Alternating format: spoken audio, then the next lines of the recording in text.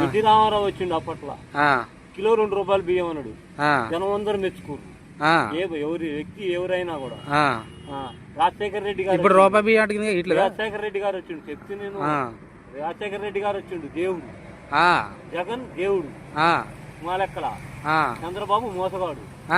ఏది ఆంధ్ర పరిపాలన బాలేదా? పవన్ కళ్యాణ్ గారు ఇంకా మునగాడు. చిరంజీవి తర్వాత చిరంజీవి అనవసరంగా చేసుకుంటూ డబ్బులల్లా ఆయన సీఎం అయ్యేది. ఆయన తమ్ముడు వచ్చిండు, తమ్ముడు కాదంటలేదు.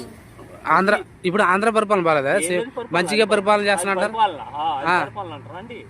రైతుల్ని ఈరకట్టల లైన్లలో గిన్నెలు పెట్టేవాళ్ళు పరిపాలన అండి.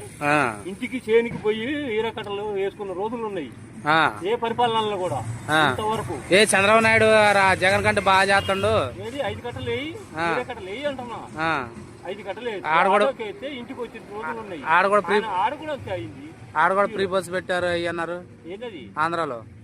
ఆయన ఫ్రీ బస్సు పింఛన్ పెంచిండు అన్నారు. బస్సులు అంటే జుట్టు పట్టి కొట్టుకోవటం ఆడవాళ్ళు అంతే అంట. మగవాళ్ళకి రేట్లు పెంచు. రాజధాని కట్టడా చంద్రబాబు నాయుడు మీద నమ్మకం లేదా? 190 ఎంత ఇచ్చారు సీట్లు ఇచ్చారు? 120 153 ఇచ్చారుగా. ఏమి ఇచ్చే ఉందండి, ఆయన రాజధాని కడతాడు, ఆయన డబ్బులు, ఆయన కమిషన్ ఆయన వచ్చి చాలు. ఈయనేమో హైదరాబాద్ కోల్పుతుండు, ఈయన ఘోరంగా కోల్పుతుండు. ఆయన శిష్యుడేగా ఈయన, అన్నదమ్ములు అన్నట్టేగా. నోటుకు నోటు ఓటు కేసులో ఉన్నోళ్ళు మహానుభావులే.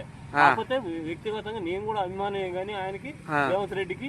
కాకపోతే ఆయన చేసే పనులు తప్పు ఉంది.